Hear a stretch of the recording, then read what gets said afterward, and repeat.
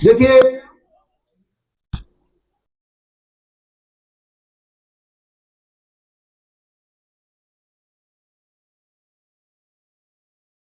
आंदोलनकारी ने उस समय ये आंदोलन इसलिए किया था कि मेरे को नौकरी मिल जाएगी, मेरे बच्चे को नौकरी मिल जाएगी।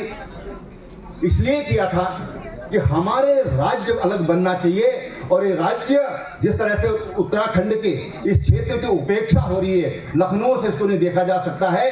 ये हमारी लोकल सरकार देखेगी, हमारे लोकल जनप्रतिनिधि देखेंगे, हमारे बीच के कोई प्रतिनिधि बनकर जाएंगे, वो हमारे राज्य को संचालन करेंगे, अधिकारी हमारे बीच के होंगे, वो इस राज्य को संचालित करेंगे। इसलिए राज्य की स्थापना हुई थी।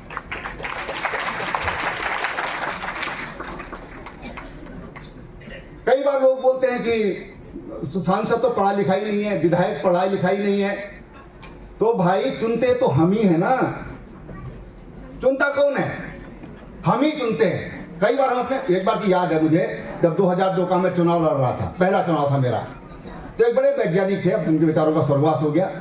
उनकी पत्नी भी बड़ी वैज्ञानिक थी, IIDA में साइंटिस्ट थे, बड़े साइंटिस्ट थे। तो एक दिन रात की बात है, हम उनको कहीं शादी ब्याह में मिल गए। वो कहने लगे, रावत जी हमारा तो नाम ही नहीं वोटर लिस्ट में। तो मैंने उनको, थोड़ा नजदीकी थी तो मैंने उनको थोड़ा सा अजीब सा जवाब दिया।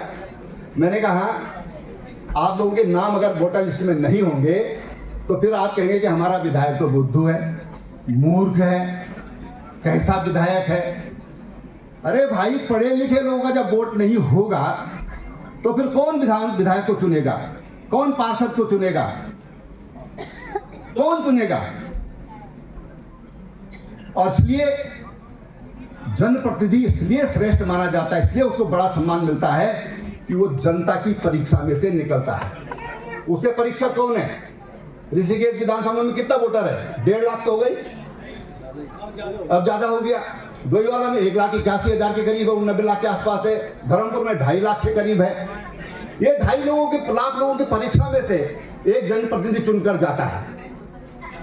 अब ये चुनना आपका काम है, हम कैसा चुनते हैं और हम जनप्रतिनिधि को चुनते हैं।